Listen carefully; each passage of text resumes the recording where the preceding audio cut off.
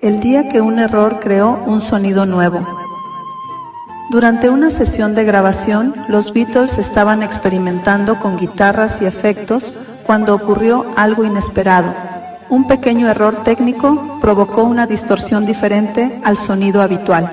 En vez de descartarlo, decidieron escuchar con atención, y ese accidente terminó inspirando nuevas ideas musicales que más tarde formarían parte del estilo innovador que los hizo únicos. Los Beatles nunca tuvieron miedo de probar cosas nuevas. Para ellos, equivocarse también era parte del proceso creativo, y quizá por eso lograron adelantarse a su tiempo, transformando cada sesión de estudio en un verdadero laboratorio musical. Soy Pamela Jara y te espero mañana en una nueva cápsula Beatles. Hasta entonces.